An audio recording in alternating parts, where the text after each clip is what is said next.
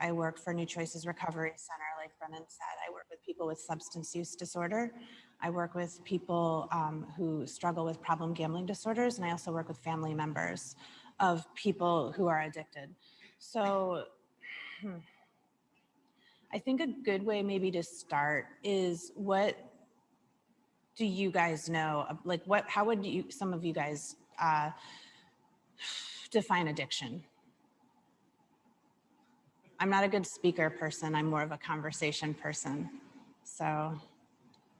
The inability to stop doing something, no matter how it affects your life or how hard you try it.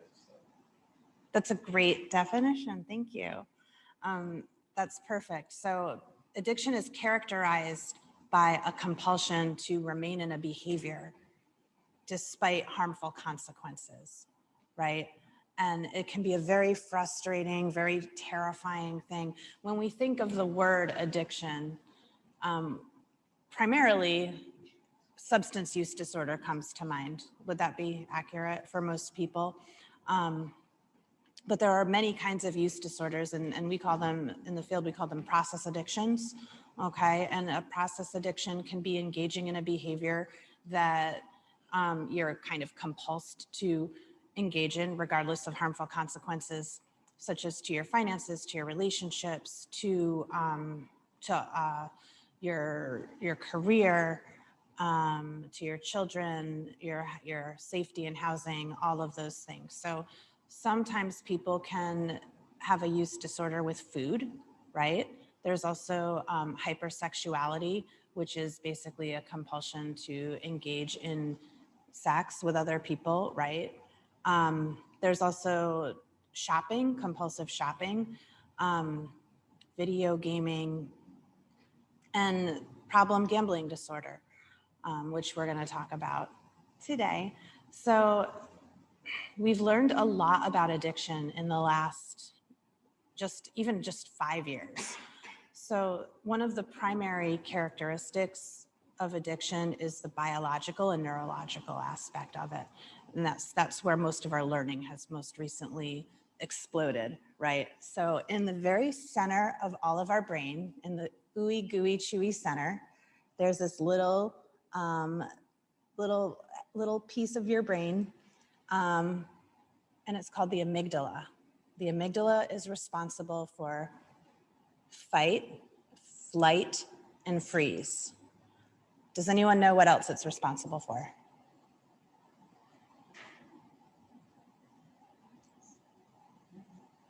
Pleasure, right? Yeah. So the amygdala is responsible for fight, flight, freeze. And also, we just recently found that the amygdala is responsible for pleasure. So it's our pleasure-seeking and pleasure-receiving piece of our brain that's activated when we engage in anything that creates that wonderful release of dopamine, okay? So for most of us, when you hold a baby for the first time, or when you walk outside and breathe fresh air and like the sun's coming up, or you bite into a piece of chocolate, that's supposed to be enough dopamine. That's supposed to be satiation, okay? Just like an enjoyable aspect of life. For some, okay, so the amygdala has a relationship with another piece of the brain called the prefrontal cortex. Does anyone know what that's responsible for? Okay, rational thought, okay, balance, goal setting, and determining and evaluating the kind of situation you're in. The relationship between the amygdala and the prefrontal cortex can become very damaged by things like trauma. Okay, so for example, if I get into a really bad car accident and there's like a loud crash, glass breaking, and like I'm sitting here and somebody drops their glass and I hear it break, I might jump, and because of the bad accident, my amygdala is going to communicate to my prefrontal cortex, something really bad is happening. And my prefrontal cortex is going to say, oh man, you're not safe because the last time you heard that noise, something really bad was going down. And my heart rate might go up. I might start sweating. I might just be really like terrified and escalated, you know, and it could go on for like 20 minutes, say, until I'm able to calm down. If I hadn't been in that accident and I hear a glass break, my amygdala is going to tell my prefrontal cortex that was a loud noise, and my prefrontal cortex is just going to say, you're fine, don't worry about it. It was just glass breaking. And my amygdala is going to be like, okay, thanks. You know, so fight, flight, and freeze. Okay, so you can see how if there's damage between that communication line through post-traumatic stress disorder or through repeated use of a substance, or because of any kind of trauma or adverse childhood experience, certain things are going to be more difficult to manage. And also my pleasure seeking and pleasure receiving is going to be also adversely affected by that. Okay. And that's a new piece of information just the last few years that we've learned about trauma and the brain. And I felt like it was really important to bring that up, because the cry of every loved one who has someone with an addiction in their life is, why can't they just stop? Why, you know, if they loved me, or if they loved our relationship, or if they loved their kid or what they had, or if they appreciated their life, why couldn't they just not do it, right? And it's a mystery to those of us who are in sustained recovery also, like, why can't I just not do it? You know, so I hope that sheds a little bit of light on the nature of addiction scientifically. So, any questions? Awesome. Okay, so what is gambling? Gambling is any time that we have a risk, we risk something of value with hope of a gain in return, okay? It's pretty simple. And it's any matter of thing that involves risk, all right? So is bingo gambling? Yes. Is our scratch-offs gambling? Yeah. Is poker gambling? Yes, but poker involves skill. Still got the risk. Thank you. That was a trick question. Thank you. Thank you. Yes. So some people gamble socially, right? Social gambling means that you're going to be gambling for entertainment. You're going to be gambling with boundaries. Maybe you go to a casino and you've got 40 bucks in your pocket and you're with a couple of girlfriends and you're like, okay, we're just gonna do some slots and 40 minutes and we've got this, you know, I've got these 220s and I'm gonna leave after. Maybe you don't have your ATM card on you. There's like safe parameters around it, right? There's a time limit and it's for fun, okay? Any comments? Okay, so when does it become a problem? It becomes a problem when more thought and energy and effort is exerted into the process and the experience of placing wagers. You're going to be preoccupied, right? You're going to start to see some life unmanageability, those consequences that we talked about, right? And sometimes you have a bad day, right? Sometimes maybe you go out drinking and you wake up with a bad hangover and you're like, oh yeah, drinking causes hangover. And your amygdala is like, hey, we're in pain. And your prefrontal cortex is like, yeah, well, you drank like a 6-pack last night and like you hadn't eaten all day and I don't know what you were thinking. Maybe your amygdala is like, okay, that's not okay. And your prefrontal cortex says, so we're not gonna do that again. And you're like, cool, and you don't. All right, that's a story, okay? So again, these consequences happen and you do it again, okay? And that's when unmanageability starts to seep in.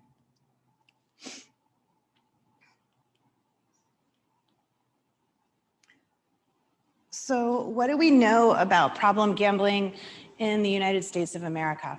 It's not necessarily super discussed. You don't see a bunch of public service announcements about it on TV or like, you know, on your commercial break or whatever.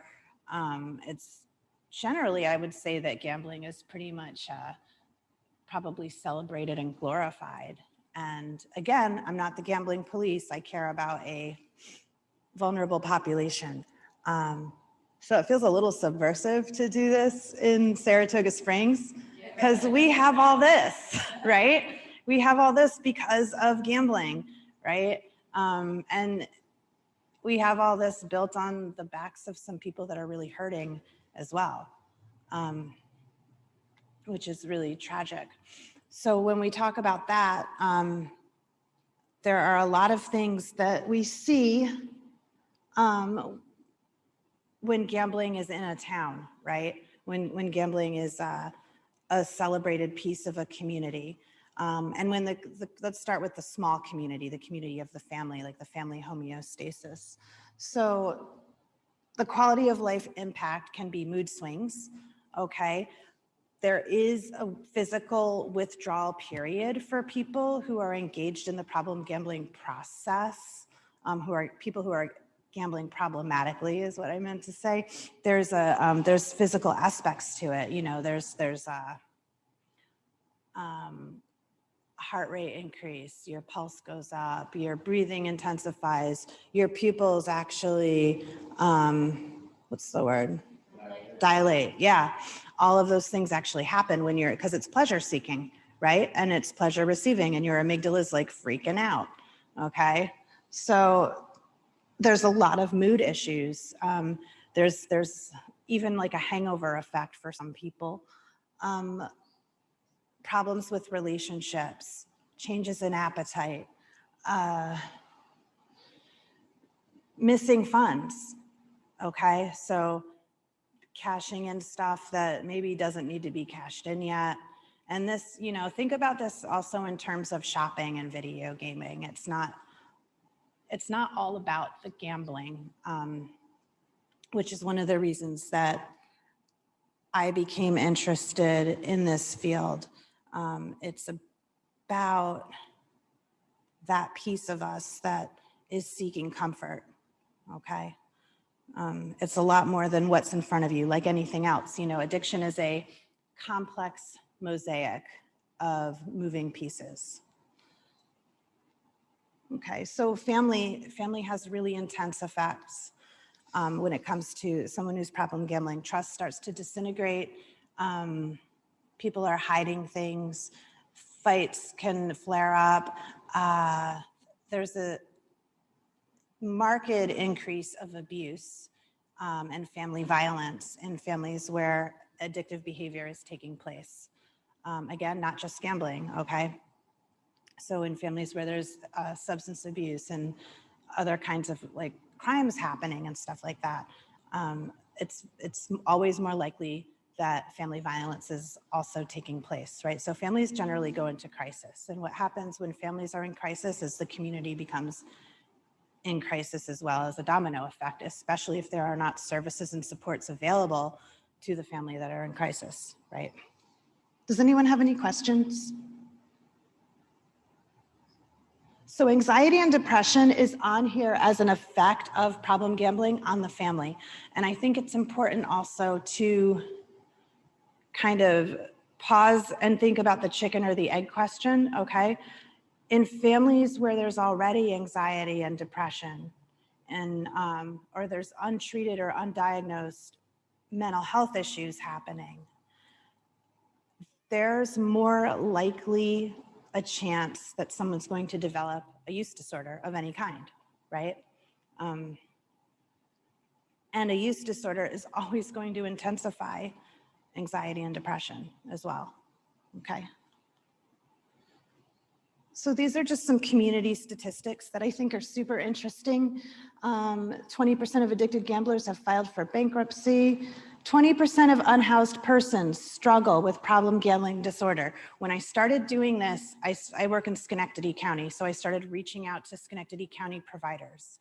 and I was going to like the City Mission and Bethesda House and other like Code Blue homeless shelters, just saying, hey, my name's Martina, I want to talk to you about problem gambling in the population that we serve. And I can't tell you how many times people would say, you can come talk to my staff, but this isn't a problem here because our clients don't have money.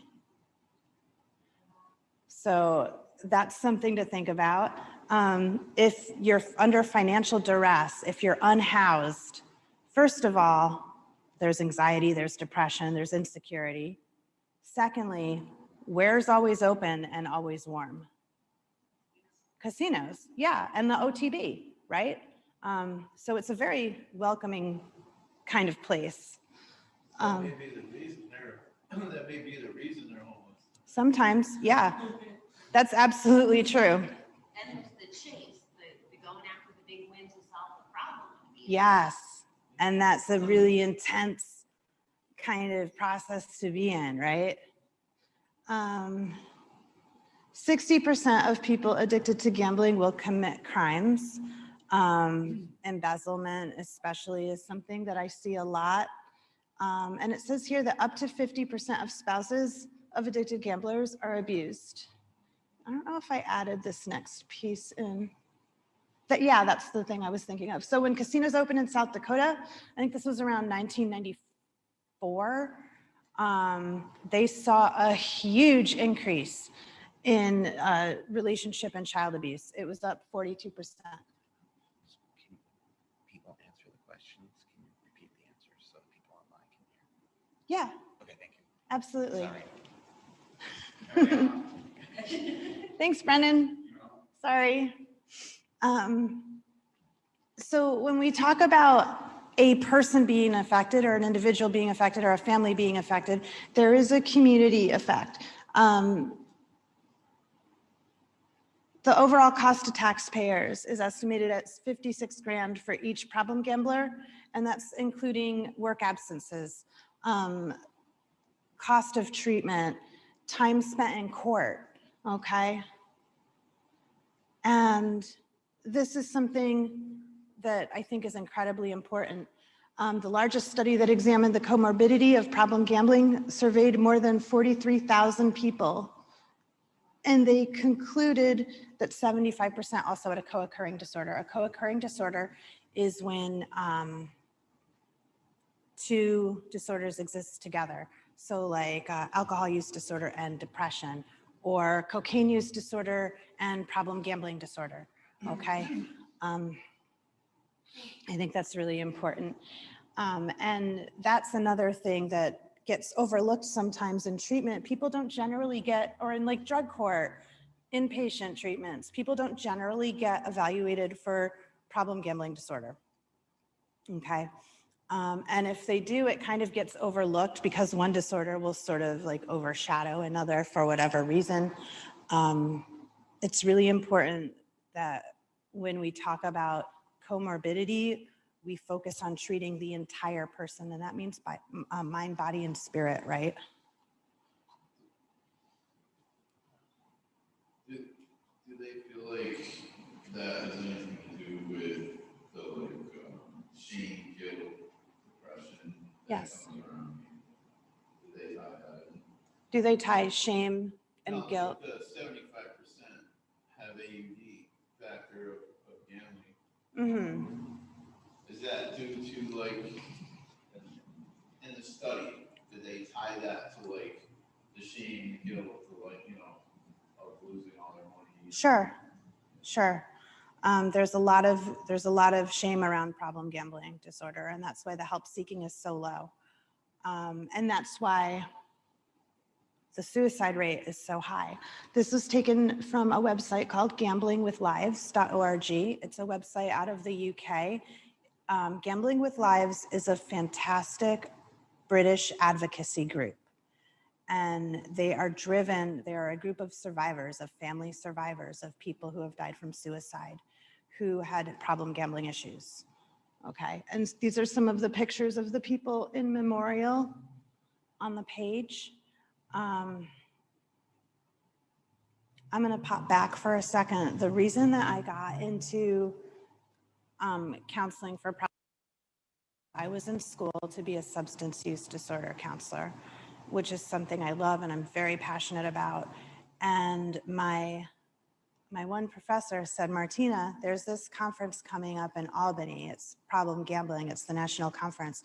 She said, I want you to go and I have a scholarship for you. And I was like, I don't know, that sounds like a little boring. And it's not really my thing that I'm into, but can I miss sociology? And she was like, yeah. And I was like, great. I said, that's awesome. I'm gonna go. So I went. And the man that was the keynote speaker, and I don't remember his name, but he had 30 years in sustained recovery from alcohol use disorder, 30 years in sustained recovery from problem gambling, 3 decades. And he said, when somebody comes to me for an evaluation for problem gambling, I don't ask, have you considered suicide? He said, I ask you, what is your suicide plan? He said, they always have a plan. And that was when I felt that message that this is not about the gambling. It's not about a casino. It's not about a scratch off ticket. It's not about the booze. It's not about cocaine. It's not about heroin. The epidemic is not partnered with a specific activity or substance. It's something else.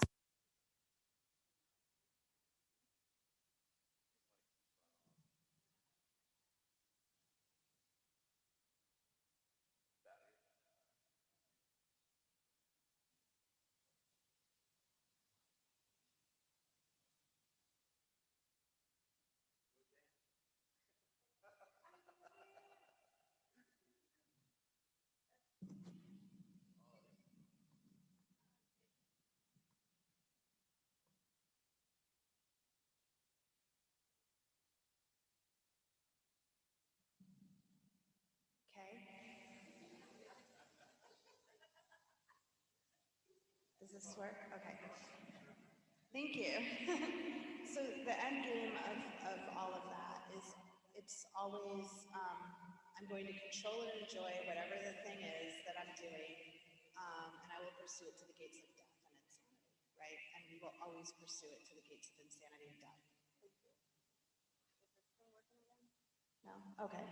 When we talk about a use disorder. So that's how I got into it. And sure enough, the very first person that I ever saw one-on-one for problem gambling sat in my office, and I will never forget him. He was about 75 years old, and his hands were shaking. And I said, thank you for coming in. What brings you here today? And he's like, well, I'm nothing. I'm a degenerate. I said, who told you that? You know? And he had these beautiful blue eyes that I know had seen the birth of 5 children, you know. And does this work again? Whoa. And the war in Korea, you know what I mean? Like this was not a nobody. It was not a nothing. This was a person, you know, a person with a gambling use disorder, right? A person that felt like he was at the end of his road. And he said, I'm gonna go drive out to the middle of nowhere, and I'm gonna bring my diabetes medication. I'm gonna bring my insulin with me, and I'm just gonna pump myself up and die. And that was his plan. I didn't even have to ask him. He volunteered it because he was in that much pain, because he was about to lose his home over his addiction to scratch-off tickets. Okay, and this is a man who had fallen through a lot of cracks, you know. And I think that's something that's important to talk about when we talk about recovery or support or treatment for any kind of addiction, is we have to talk about the fact that you do not have to be in crisis to start to ask for help. We have to normalize help seeking. Nancy, did you have a question? You kind of answered my question when you kept talking. So it's the sheer desperation of everything I worked for, my whole family, my house, everything. I've just lost it all. So I'm truly just worth nothing. I'm a loser and I hurt everybody I love. Yeah, so There's when, nothing left. yeah, so Nancy pointed out that a lot of times leading up to someone taking to their own life, there's desperation, there's feelings of worthlessness, and I have nothing left. Yeah.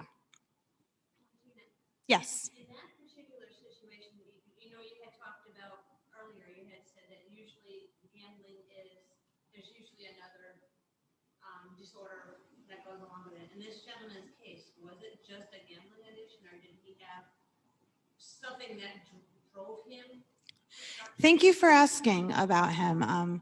So Jody just asked, in this person's case, the story I just told you, was there something else? Like she asked about comorbidity, basically, what else was going on with him? He had an incredibly violent childhood. So the more we explored that, the violence that had happened in his life early on, the more he was able to kind of start to heal his trauma, you know? Yeah. So this was the most consistent. I was online. I went through tons of peer-reviewed studies from 2000 to like a month ago. And the most consistent answer I could find was 50%. It said in the treatment field, it said that problem gambling has the highest suicide rate of any other addiction. I believe that to be true.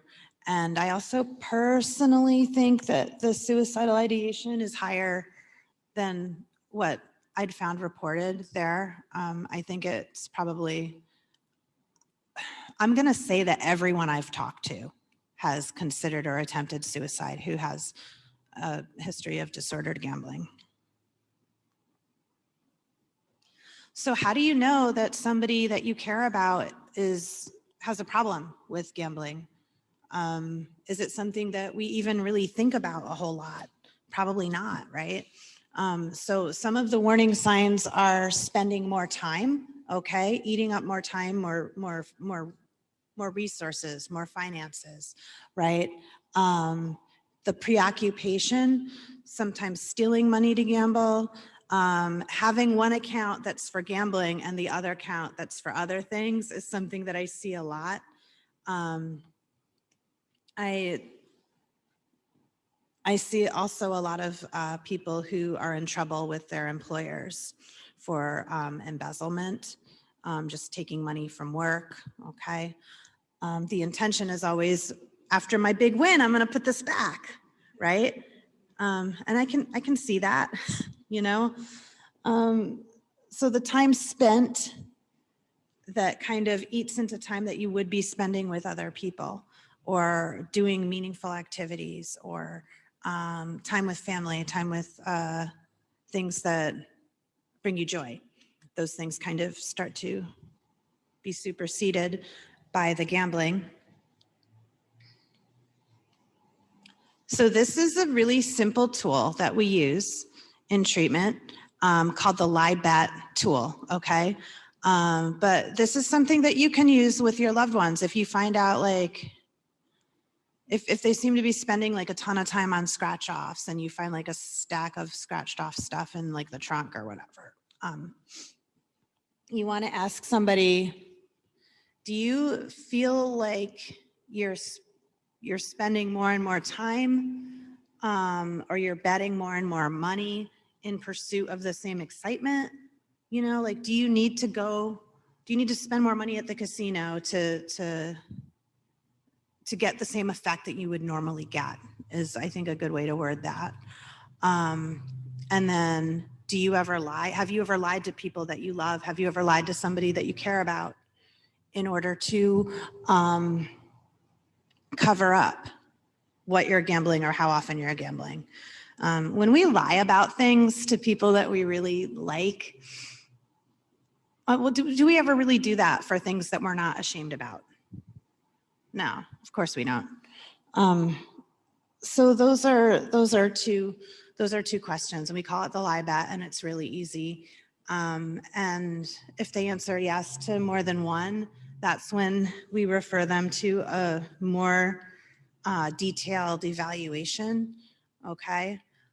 Something also that I added in there to the assessment, because I think it's important, is the financial issues, crime, SUD issues, other mental health problems.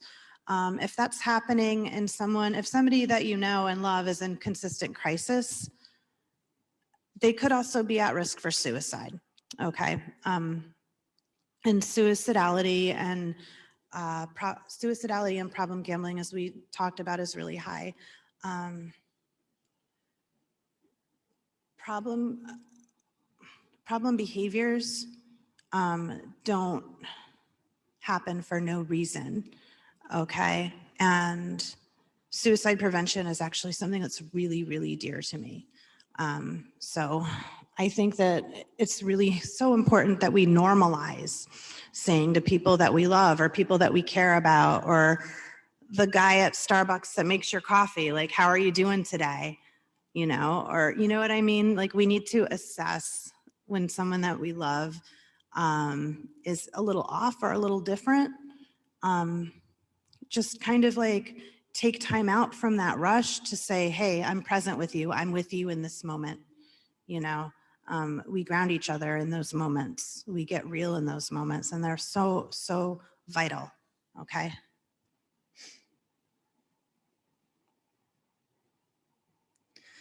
So this is my favorite slide, because I had all of these slides about the nature of problem gambling. And I think I said that addiction is a complex mosaic, and recovery is also, right? And recovery is very real and very, very possible. So when we talk about a mosaic, like, most of us have been to a museum, right? And has anyone ever seen a mosaic in person? It's gorgeous. Yeah, there's all these like little stones or jewels and many different colors, and maybe it'll create a giant picture of a sunset or the Blessed Mother or something, you know, like a religious icon. But it's complicated, and it takes a long time to build. It takes a long time for an artist to put together. Addiction and use disorders and disordered behaviors take a long time to kind of develop. They're rooted deep. And similarly, recovery is very complex with a lot of moving parts. So we do need to always treat the whole person, right? So if you're struggling, or if somebody that you love is struggling with a gambling issue, these are some of the resources that you can contact. The Center for Problem Gambling, right there in Albany, is one of the most amazing places in the world. Yeah. A very dear mentor was the director there. And New Choices Recovery is where I'm at. And you can always contact Gamblers Anonymous. There's also Gam-Anon for friends and family. A lot of times Gamblers Anonymous and Gam-Anon meetings happen like concurrently or together, like in the same space, which is pretty awesome, which allows a lot of opportunity for family recovery. And we all know that families recover together, right? That's a big piece in this.